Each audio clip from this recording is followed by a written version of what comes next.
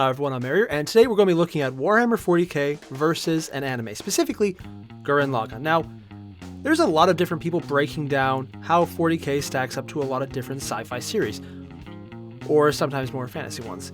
But it's usually more on the American Western side, such as Star Trek, Star Wars, I think someone did a Babylon 5, a lot of Halo, various factions, how they interact, how they engage. Not much for an anime side. So I'm going to do that because if there's nothing else, I have an encyclopedic knowledge of so much anime. Because I am a massive geek. So today we're going to be looking at how Gurren Lagann stacks up against Warhammer 40K. And to start off with, the big question I'm sure everyone is probably going to be very mad about me actually answering, and yes, I will answer this, can 40K be beaten by Gurren Lagann, specifically the series? Yes? It's complicated. Easy answer, yes. Yes, Gurren Lagann is one of the series that could actually beat anything in 40K. The more complicated answer is that it really depends. But let's back up a step. For anyone who's not aware of it, 40K is basically what happens when every possible thing could go wrong in Star Trek. Except prior to it going wrong, it went really, really right. 40K is basically set 40,000 years in the future, thus the name 40K. It's where the armies of the Imperium of Man, the last bastion of humanity, partially because everything else has been killed off and partially because they made sure there were no other bastions except them, take that however you wish, are being confronted on all sides by Xenos enemies, aliens who want nothing but their death, partially because they've killed off everyone who might want otherwise, and partially because there were mostly just ones that wanted their death to begin with, because everything in this world, universe, existence, multiverse, and all of those are important distinctions, suck at peace. I am oversimplifying this, but the general story is, you have the God Emperor on the throne, you have his armies in the universe trying to put down the enemies and threats to the throne, and you have the internal machinations of all the different players in all the different games trying to kill 40K. The big distinction about it that makes it so incredibly popular and effective at just being a great versus source is the scope. This is huge. This is multiversal in many ways. It is an entire galaxy, specifically the Milky Way, and while they acknowledge that there is more outside of it, Games Workshop, the company that specifically makes Warhammer 40K, has literally wrapped a bubble around the entire Milky Way galaxy and said, here, sit, stay. There's more to it than that, plus the multiversal aspects, but for this part alone, until I forget to talk about them, I'm just going to stick to that aspect of it. What makes it so powerful, though, is the scope. There is an entire galaxy worth of enemies and an entire galaxy worth of people with more guns, more DACA, which is a phrase for guns, and more killing and murder and fighting and death and heroes and heroism and sacrifice and love and loss, and it's just everything ramped up to 11, and then you decide 11 is enough, so you switch the dial all the way around again, breaking it off, and it explodes in a shower of awesome and sometimes grimderp. The name is intentional, definitely grimderp. What this means to us, though, is that the big thing 40K takes to the table is they have the scope, they have the armies that are just innumerable, that almost no serious or imagined sci-fi faction can hold their own against them on a one-to-one basis, just on sheer numbers. And they are also technologically advanced enough that they can deal with a lot of different problems thrown their way. And on the other hand, we have Gurren Lagann, which is escalation. It is literally the power of escalation. I mean, there's better ways to describe it, but the best way to understand it and understand what it can do is that you start from the one principle of you got one person with spiral energy. That's the big thing for Gurren Lagann. Spiral energy is basically the power of evolution. Sort of. It's called the power of evolution, but it's really more the power of how badly do you want to do it compared with how badass are you to do it, made manifest because you actually force your will on reality. And then there's the evolution thing where some people who can't evolve lose access to spiral energy. But that's more semantics on how their power system works. Quite fascinating in its own right. I would always recommend watching the show because it's very good. What you need to take away from here is the show has multiple levels as it progresses. It's one season long with 2 movies that expand on the first season, half season, the first 12 episode ending, and another movie that ends on the second 12 episode ending. I'm estimating, I don't actually know how long they are because the movies aren't in English as far as I've been able to find, and I'm annoyed by that. What you need to take away here is that as the show progresses, it escalates. Another level, another progression. As the characters become more certain of who they are, as they become more certain of what they can do, they do more. As the series escalates and more enemies are thrown their way, they escalate and they take them on. And as it progresses, the characters become more and more powerful from where at the beginning, they're literally just fighting a mech with a head. A mech head. Basically, they get a head of a robot and they beat a bigger robot with it. Literally with it, too. I don't mean like they used it to win. I mean, well, they did, but they literally beat the bigger robot with the smaller head by impaling the head into it. It was kind of cool and silly at the same time. But as the series goes on, they get bigger, more robots, combining robots. It basically is every transforming mecha genre trope kind of pulled into one at some point, which was the purpose of the show. The people behind it, Gainax, that's what they do. They play with tropes and sometimes exaggerate them, sometimes play them straight when they're not usually played straight. And it usually turns out to be, okay, sometimes awesome and sometimes mindfuckery inducing. This one was less of the second one, but definitely the awesome category. It's very much disable your suspension of disbelief because it's not strong enough, and then I think the best time to say it is row, fight the power. Again, the takeaway here is it always escalates to the point where halfway through the show, they're fighting enemies who could tear apart giant robots with their bare hand and massive cities that are made of more robots. And it escalates and escalates. And then when you get to the second half, it goes to battles in space, dropping a freaking moon onto Earth because they were threatened with murder. And if they did something, and then they did it. Yes, they literally Legend of Zelda that. And then they finally decide, you know what? We're going to escalate even further. That's not actually how it happened, but I'm going to say it is. And they went to fight in space with a giant robot that was the moon. Yeah. The moon was a robot. And it's actually pretty damn cool. A transforming moon-sized robot that looks like a battleship at one side, and then it becomes a robot. And then when that's not big enough, they become bigger robots and bigger, and you just keep getting what I'm at. It's escalation based on how much you can do, how much is your fighting spirit. And it escalates finally at the end to, according to the TV show, using galaxies as weapons of convenience against an enemy who matches them every step of the way. Now, again, I should probably point this out quickly. Gurren Lagann is also multiversal, explicitly multiversal from the first episode to the last. And every different universe, they only mention a few times, but they interact with spiral energy and their power source differently. In the main universe, it's, willpower equals things happen in your favor. And it's powerful. You can make things happen, make things exist, spontaneously generate matter and energy because of sheer willpower, to the point where they use it as energy.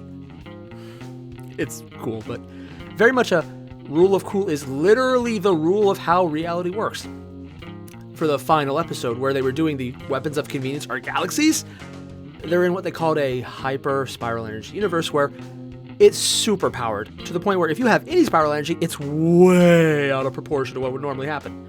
So while it is an example of what could happen, it is not indicative of the entire show. That said, let's see how these match up. So the first part I want to say is, any time you do this, you have to take on 2 effects. One, which universe is being put into which as the matchup. So I'm going to look at it as many ways as I can. The first way is, what would happen if 40K invaded Gurren Lagann's universe? The answer is probably not much, because generally the speed of 40K is based on the warp. They travel through the warp, which is basically an alternate dimension, I can speak, that lets them skip a lot of the technical things like the speed of light or, physics. because physics is explicitly not a thing in the warp. So yeah, that's the thing. And while it could let them move incredibly fast because it's more reality-esque in the warp, they can go very far. Or they could take a couple thousand years to reach their target because reality-esque means it's not entirely understandable or predictable, and sometimes they'll just die and never make it. I think the big reason I think Gurren Lagann would win, if for any reason 40K invaded on the Gurren Lagann side, is because early there is a very strong controlling multiversal entity who is the equivalent of the big bads in, well, multiple big bads in 40K, Chaos Gods. This anti-spiral is the big bad, and it is basically on par with the Chaos Gods, except it has no opposition for the first half of Gurren Lagann. During this phase, the anti-spiral could easily see them, see they're a threat, and wipe them out, or do what it usually does, dick you over, break your spirit, and make you give up, because it doesn't actually want you to die. It's got a really weird, I should probably mention, spoilers. The anti-spiral doesn't want to kill people. The big bad actually wants to contain spiral energy from destroying the universe because it swallows everything in its massive power.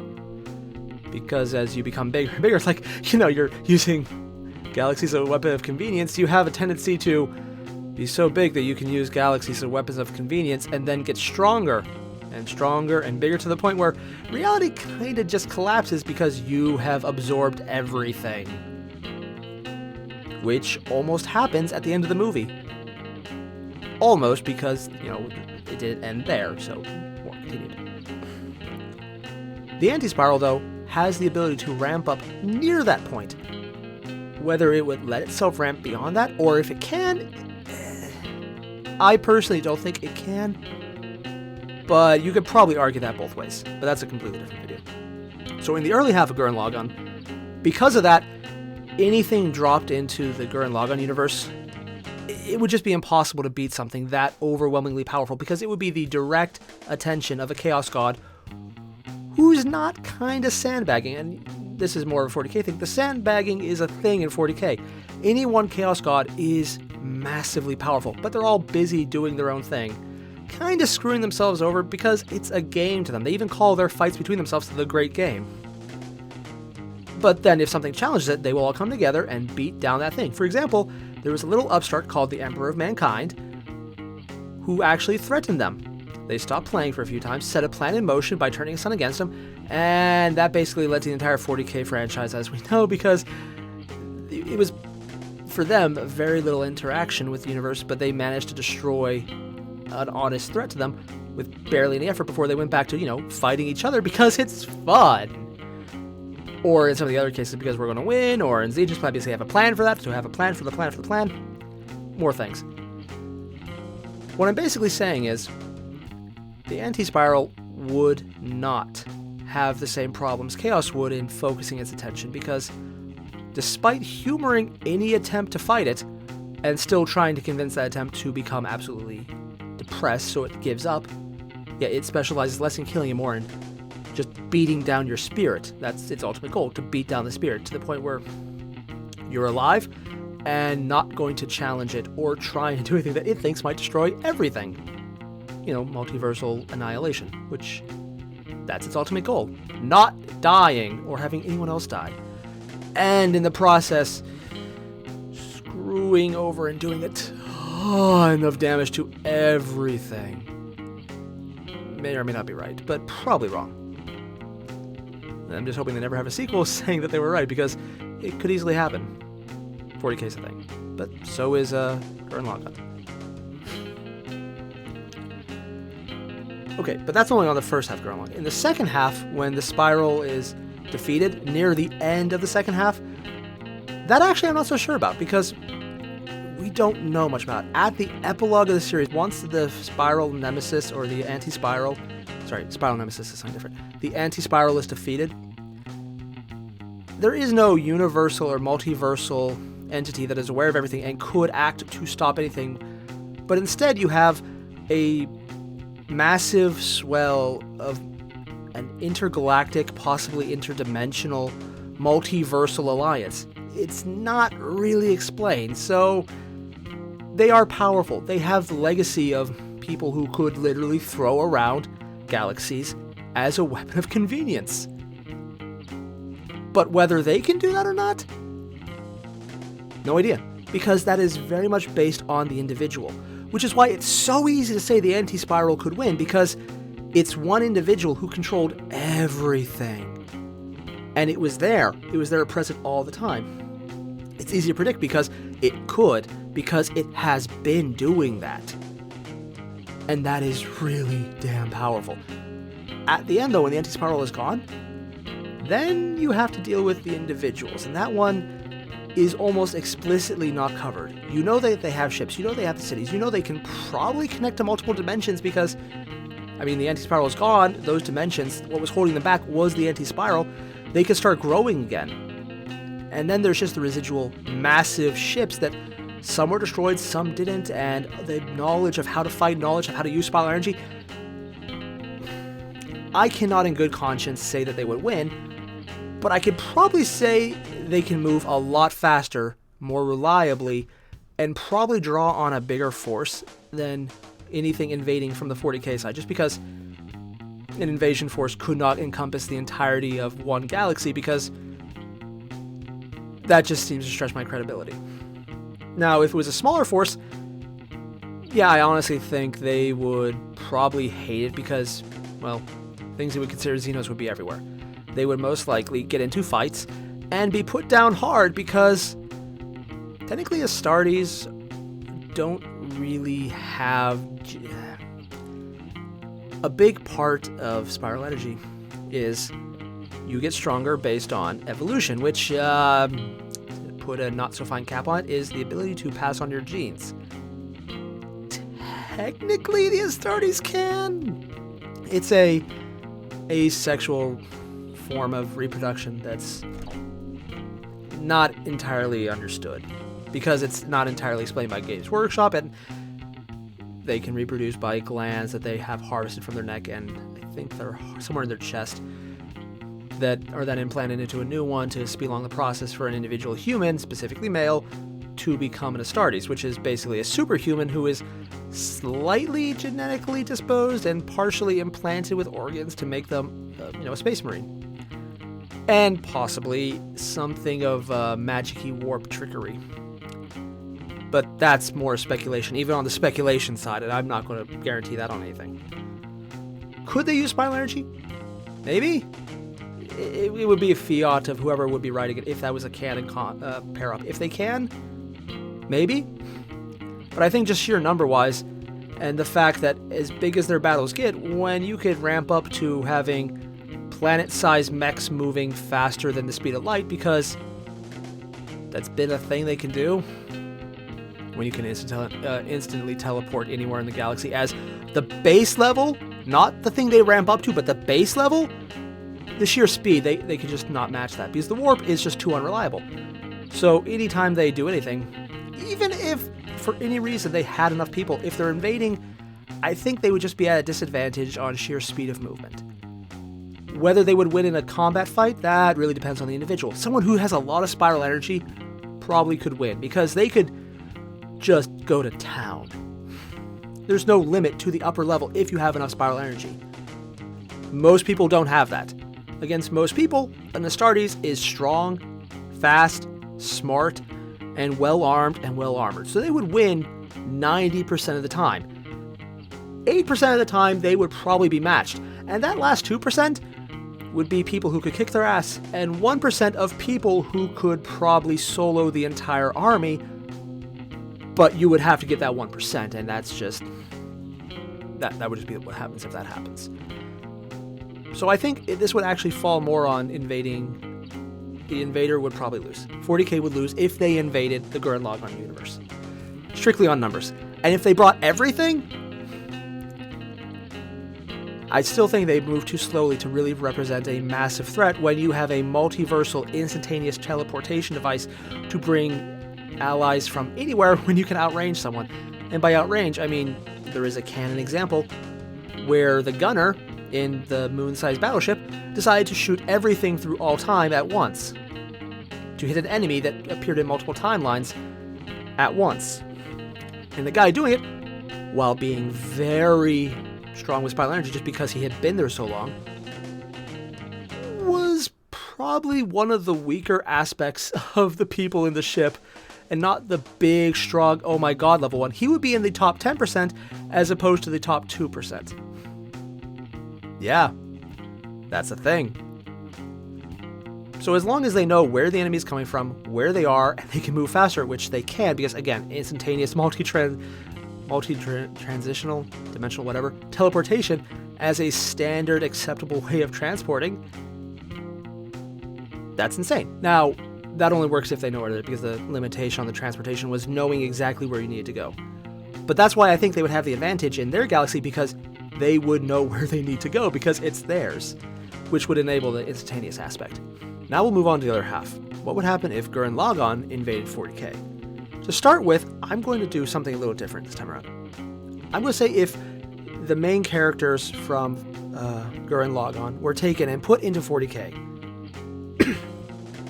yeah, they would, early on, in the first half, when they were still building up, I mean, they would be powerful. They would be equivalent of a knight in Warhammer 40k, which is basically a mech. Just big mech. Slow-moving by, anime standards, but really powerful, has shields, which most things don't have force fields, so that would be a thing. But it would be basically a big, fast mech that can generate infinite ammo because bullshit powers of bullshit. It works.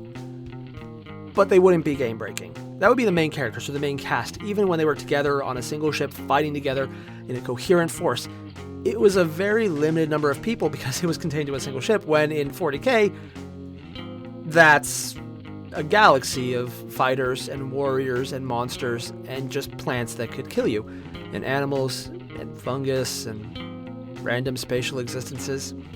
And that's not even taking into account the bigger, higher level enemies like the warp and all the chaos shenanigans in it. Yeah, no, if they made an enemy of themselves, if they raised too much of a fuss, they could be swatted down. That said, early on, yeah, they would definitely cause a fuss because the characters were brash, hot-blooded, wanting to fix problems, and not able to back down because a lot of them were so hot-blooded and not so into the foresight thing. There were a few characters who would probably say caution, which would be advised, but they would be ignored because most of the entire show was ignoring those people. So that is a canon fact that the people who would advise caution, which would be useful in 40k, would be ignored. Yeah. So early on, up until near the end, the characters, the main characters, I would put this on 40k side to win, almost hands down every time, because there's just not as many. As for if the anti-spiral was taken over, now this is interesting. Now I would like to point out, in the first half when I said the anti-spiral wins, I was not comparing it to the the Chaos Gods, because Chaos is interesting. Chaos goes anywhere they exist, anywhere the warp exists, Chaos Gods exist, because if they exist once, they now exist through all times and all forms of it, which is technically why the standalone game of 40k, and technically 30k too, also has the exact same Chaos Gods in their compartmentalized sister, brother, whatever game, Warhammer Fantasy, which is now Age of Sigmar, because the Chaos Gods are transdimensional in their own right, so it is a multiversal story. They kind of exist in multiple planes, so if any version of them exists anywhere where there is the warp, they exist. I do not believe for a second that the warp would be compatible with 40k, because... or not the warp 40k. The warp would not be compatible with Gurren Lagann, because the anti-spiral would shut that down. Because if, you generate a psychic field, and enough people generate psychic fields to create the warp, which is how the warp's created. It's generated by the thoughts, emotions, and souls of things with them, specifically that type of soul. The anti-spiral would stripe them down because he could act in the material realm with impunity. Where the Chaos Gods need a lot of intervention, they need to think about it, they need actors, and they need to find places where they can break out of it to enter the material realm. And they're powerful just in that right. If the Chaos Gods exist anywhere, they act. And the anti-spiral in his own right doesn't need that. It doesn't have that limitation because it is actually a collection of minds linked into a single hive mind-like being that is the anti-spiral. It is an entire planet of people fueling its existence. You'll actually get to see it at the end of the show. It's actually pretty damn cool, but that's beside the point. And it wouldn't have the limitations that the Chaos God have on entering the material realm from the warp, the realm of psychic, souls, magic, telling reality to go screw itself. The Chaos Gods have limitations, and then they're also very distracted with themselves.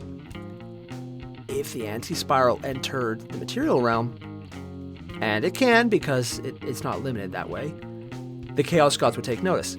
But while it's on that side, it would be much more limited. Now, it's different cohorts and people who can act would very much be able to act on it, but it's not really a comparison. It's like a full-fledged Chaos God, if not maybe possibly more power. The upper limits of the Chaos Gods are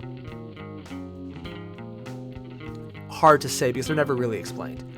Probably intentionally by the creators of the system, just because, if you explain the upper limit, then you have an upper limit, and that's just not good if you want to continue to always grow the story. Specifically, if you don't know what the upper limit is, you might decide that's stupid later on, and yeah, there's issues with that. Especially when you have multiple people writing instead of one just collective force of people saying this is the narrative. It can fracture. That's more of a writing thing, though. So yeah, I would actually give this one to the anti-spiral while it's around. Could it be defeated? I actually think, yeah, there is a good chance that if the Chaos Gods came together, it could do a lot of damage to the anti-spiral because it still is physical. Finding its base could destroy it. And, screwing with probability and making things happen and screwing over people and doing horrible, horrible things is the Chaos God shtick. Now, will it be fast? No, they're not fast, and they don't really care to be fast. They give as much effort as they need for it to work, and then go back to what they're doing, which is screwing everyone over entirely, because that's what they do, including themselves sometimes, but mostly everyone else first, and then themselves. This one is kind of a hard fight, because I can honestly see the anti-spiral doing a lot, really fast, and terrifying most of the galaxy's inhabitants, because its big enemy would ultimately be the Chaos Gods, but since it wouldn't have a frame of reference, it would just see people. A lot of people. And by its frame of reference, that would be a lot of spiral energy. On the other hand, a lot of people in 40K are not compatible with what makes spiral energy a thing. The vast majority of humans, Eldar, Tau, basically name a species that exists in 40K and is not dead. And that actually is a smaller list than the other side, where the ones that are dead. And the vast majority of the people who make it up are depressed, beat down, and kinda just trudging through life, because it's kind of a hell universe. Not all of them. Some places are nice, some places barely ever fight because it's so big, even if there's war everywhere, that might only hit you every couple centuries. So, comparatively, it's not bad everywhere, but it would be a lot of people who are either unaware, not pushing forward, or are very oppressed to the point where they're not really fighting it, or they've given in and become the monster, in which case they've kind of also just given up in their own way. All of it is an antithesis to what spiral energy is, so the anti-spiral might be fine with that because it wouldn't be a threat as it perceives it immediately. Chaos Gods would, though, but it would also not be aware of it. What it would probably do is see a lot of Astartes, a lot of the people who are really going into it, and it might take issue with them. And on the material side, there is nothing the material side could do against the anti-spiral, because they just don't have the frame of reference to fight it, and if they did, it really wouldn't help, because in the past of 40K, when they had higher technology of the different Xenos, or higher technology of the humans before they were reduced to 40K, and that was the thing, they might have been able to do something, but the limits on all of those is completely vague on purpose by the game's creators. I would give the actual anti-spiral a hand-down win. For as much as the main characters early on would lose, the anti-spiral will win just because it's essentially an unrestrained Chaos God, and that's basically the best way to understand it. Yeah, there's no limiting to the warp, it just is. Now, when it finally goes up against the Chaos Gods, that That one is harder. Against everything short of the Chaos Gods, and I'm including the Tyranids in that, which are technically an extra galactic menace that are eating everything but going very slow by, 40k standards even. Yeah, because they're still material, the anti-spiral would be able to tear them apart. And since they are a giant hive mind, I think it would actually hold back less, because while it normally wants to just cause depression, the Tyranids aren't really a threat to it. In fact, it wouldn't even really bother with them because, they're not really objecting to his goals. They're just kind of eating everything. And they're doing it slowly. I mean, this thing would probably stop them because eventually they consume all life, and it doesn't want to kill everything, it just wants to keep everything from becoming big enough to destroy all life. So it's kind of like maybe the anti-spiral, again, it's an unrestrained chaos god in effect. So it would win if it turned its eyes against the Tyranid. The psychic powers wouldn't work because different magic systems, basically. That said, would it be a hard fight? No, because again, a physical construct versus something that has the ability to make something out of nothing, even if the numbers are insane, one has an advantage over the other. And because no one knows how to get there. Until you get to the Chaos Gods. Because they break rules. They go crazy. They can do crazy things. They can, drag things in there if there is a breach in reality. And who knows, maybe they set up their cultists to hold a ritual that would draw the planet that is the home of the anti-spirals into the warp. Maybe one of their different chapters, maybe a plan from Tzeentch, most likely a plan from Tzeentch. Okay, definitely a plan from Tzeentch draws something important. Okay, definitely the planet of the spiral's basic power source into the warp. And when there, it's an unrestrained chaos god in a place where it's also equal to other chaos gods. This is hard to say because in very much the fact I think this would be a draw. Not because the spiral couldn't win, but because the chaos gods would probably be okay with it losing just enough or winning just enough to think it could do it. And I could see them stretching it out because it's a game. This is entertainment as much as it is also their drive to win. The best way to understand the way they interact with each other is to think about a game you've ever played with friends, and there's that one guy who's willing to sandbag to stretch the game out. But they're also going to be a complete dick about every other time, like they'll do stupid things to win. But right as they're about to win, they're like, oh no, my piece is dead, or I drew a draw too. Oh no, I mean sure I cheated to lose, but I can now play longer with you guys. But now I'm going to instantly wipe you out, but then I'm going to lose so you can keep playing. That's actually a good way to explain, actually understand it. I wasn't entirely sure where to go with that, but that actually is a very good way to understand how the Chaos Gods interact with each other at a macro level, just between themselves and how the universe works in general. At a more lower level, they're unknowable and evil as hell and just horrible beings, but yeah, that's basically them. Chaotic. That's why they're called Chaos even. But I could see them drawing the anti-spiral into their game because they would act weak and they would act into what it believes is necessary. And since Tzeentch is knowing a lot of things and making plans around plans, I think it could plan a way for the anti-spiral to be drawn into the game just as they are. And it would probably work out safer for everything in the Materium that way, oddly enough, because as long as the anti-spiral is in their game, it's not massively controlling the entirety of the universe. But, it's still multiversal, so it can leave. But if its attention is fixed because of the game, I can actually see the entirety of Chaos drawing them in and making it seem like it's just winning enough to stay engaged and that it needs to be there, but not that it ever needs to go all out, because that's the big thing about the anti-spiral. It doesn't escalate unless it needs to. If it needs to, or it believes it needs to, it will. Which also makes it very easy to draw it into the part of the game, so it would just be a fourth Chaos God in effect. For as much as it's an unlimited one in the Materium, in the Warp, it can just act like a Chaos God. Which is huge and powerful, but there's 4 of them, and they would be able to oppose him.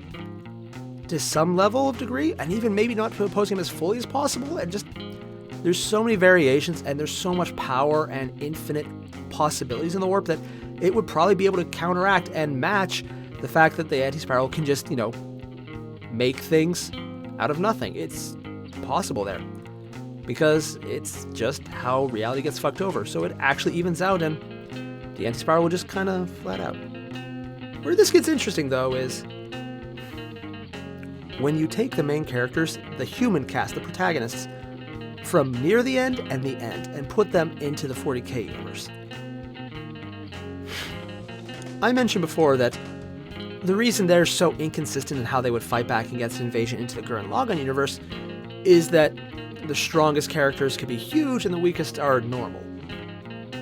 That exact same thing is true, but if you take them from near the end and the end, you have two different power balances.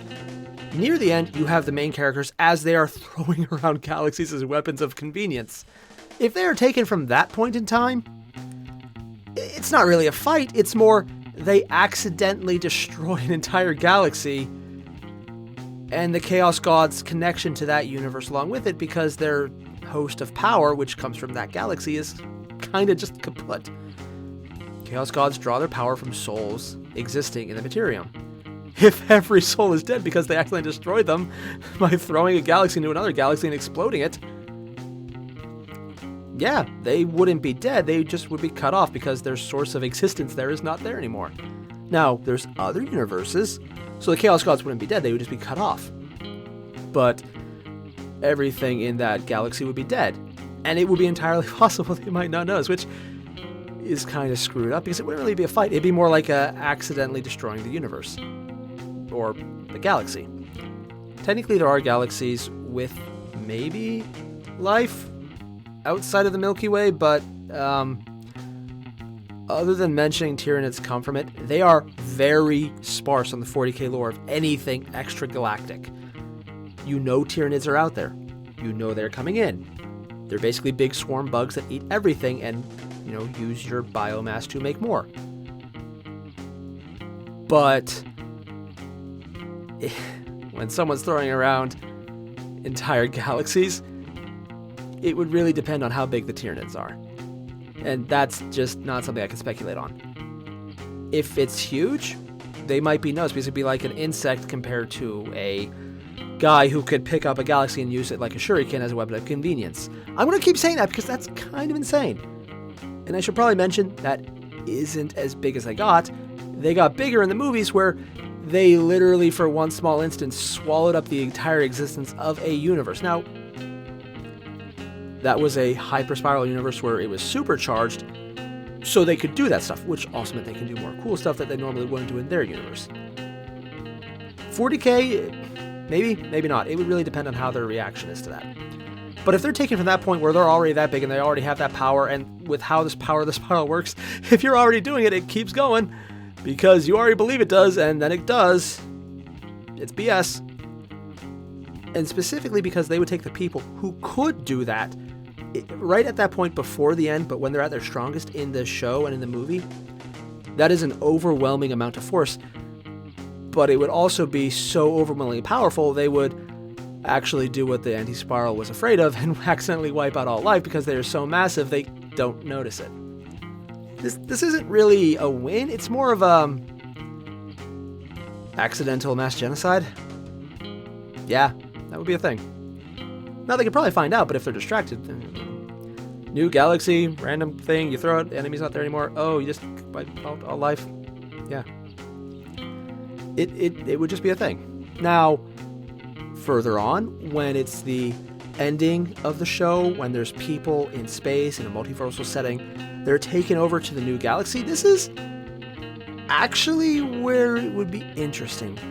Because where the humans are either easily killed or overpowered prior to this, at the very end, this is a multi-dimensional, multiversal community that has the power to instantly move back to things they know, because that's the limiting factor on their instant teleportation, knowing where they need to be. So they don't have any of the speed when it comes to the 40K galaxy, but they would be able to leave. So they have a great way to retreat. The only way to stay there would be, well, and an actually very believable one is, a lot of the people with spiral energy are busybodies, essentially. They get their nose into things, they do what they want, they are very much gung-ho in fixing things, and sometimes making it worse, sometimes making it better. Usually better, but sometimes not. It depends on the individual. So if they saw the general unfairness because they were drawn in for any reason, they would probably try and fix it. And because they can go back and forth pretty fast, it doesn't need to be an invasion army, because they would be able just to go back and say, hey, come here, reinforce us, if they needed it. Maybe they would, maybe they wouldn't, because again, power levels are very dependent on the individual. And the average one would be strong, because it would be in a combat setting, so they wouldn't take the average human who would get crushed. They would take people who were maybe in the top 20 percentile. Strong, powerful, and able to hold their own, but they wouldn't be ungodly yet. It would really depend on how invested the people from the Gurren Lagann universe were, and how much resistance was put up to them, and who would fight, who would they meet first. Against the Tyranids, I would give this to the people from Gurren Lagann every step of the way, because it would be an easy fight to say, here's an enemy, they are going to destroy you, and they don't think. The reservations anyone might have would go away, and they would just be able to go ham on it. Because when you have a moon still that can transform still, and that's the base level they're starting from still, that destroys most things. And I could say that about most enemies in this setting. I say most because when you have planet-killing lasers, there's a few that do that in 40K, that might be able to do some damage.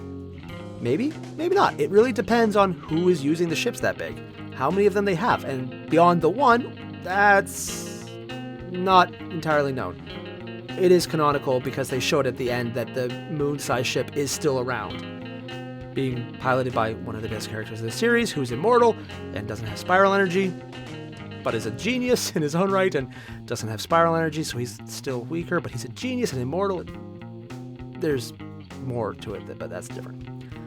I think this is actually one where, if pressed, 40K would probably lose battles. But I don't think anyone from the Gurren Lagann side would have the stomach to kill that many people in an invasion. Not based on how they were at the end. I honestly think the biggest reason they wouldn't win is because they just wouldn't be able to do it. In 40K, people will throw away their lives for what they believe in. Good or bad, a lot of the time bad. But often a lot of the time not for bad reason. It's more like survival or, horrible, horrible things that make death seem preferable. That's the thing often. Against most of the Imperium, I can see them fighting. I can see them fighting hard. But when you get down to the sheer numbers, I think a lot of the characters would lose the desire to keep killing, because it would just be a giant slog, and it would destroy their spirit, which would be the big weakening factor for them. Against an enemy like Chaos, though, I actually think that's the other way around, because Chaos is evil, and it's a clear idea that if you do not stop them, it's bad. Or against the Tyranids, like I said, it's bad. It's one of those things where they have the moral distinction. The people who are the most fired up can go all out without reservation, and they can do more damage, where they might have reservations against going against a bunch of troopers from like the Guard or the Astartes who are doing what they believe is right, and it wouldn't work. I honestly believe it's one of those odd situations where the more human the enemy is, the more understandable, the more compassion they can feel, the less they would fight. And that also, because if they're not willing to fight, they lose the willingness to fight, so they actually literally lose power. That is a thing. I think it's one of those odd things where against the more terrible enemies, they would be way more suited to it. But anything morally sound, or not entirely a monster, they would actually be at a disadvantage of their own making. So I could give this one to the Imperium, because they could just advance in a way that would be hard to counter for where the civilization ended. Sure, there are people who could do it, but it would not be nearly as one-sided as if like they were fighting the Tyranids or Chaos.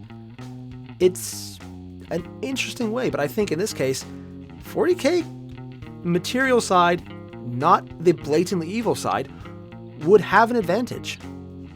I mean, it would still not be an easy fight, because even when you're depowered, you still have a ship that could, be the size of a moon, and teleport, and shoot a lot of missiles because they just randomly respawn.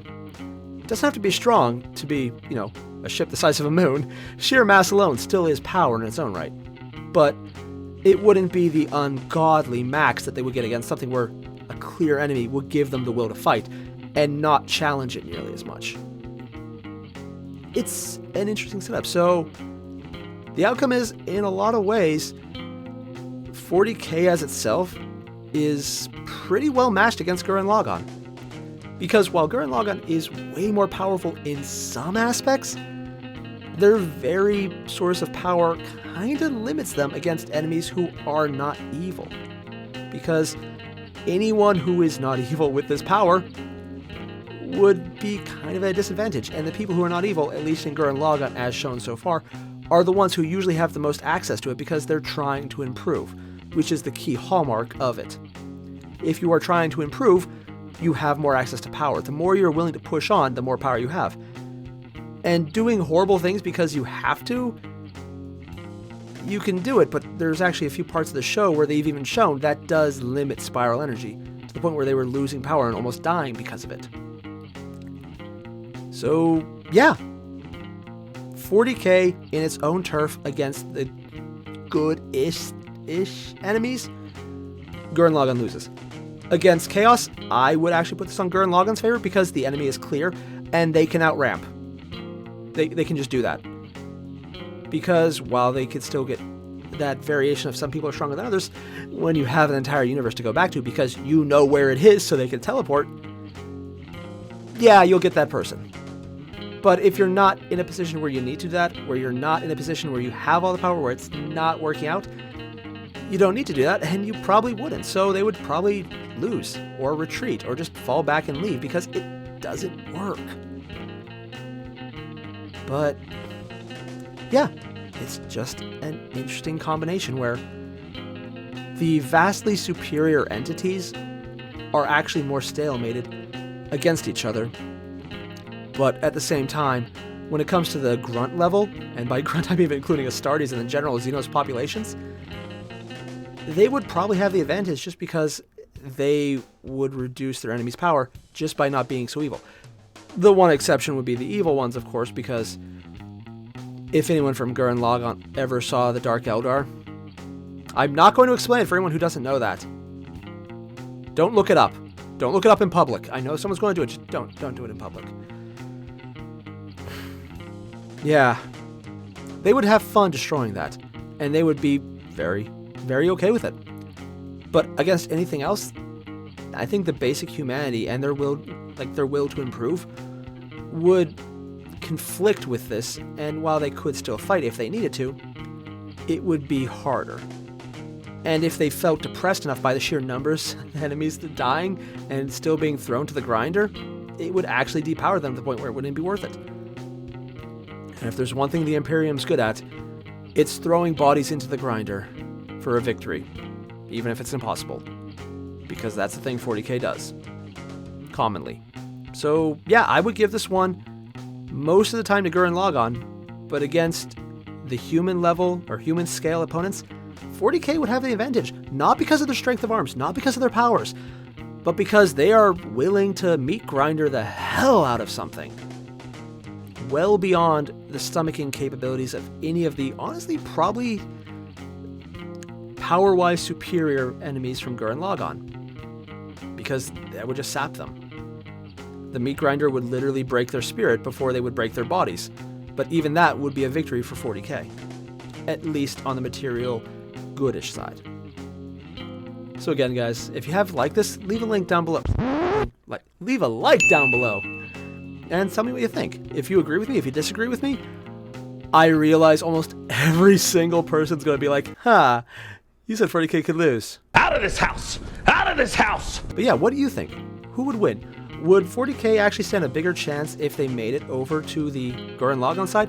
Or would Gurren Lagann really tear apart everyone in 40K? Again, if they chose people at the height of their power from the show, just because it would be an accidented universe.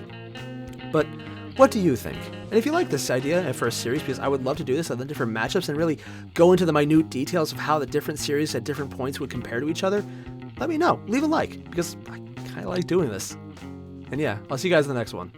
Adios.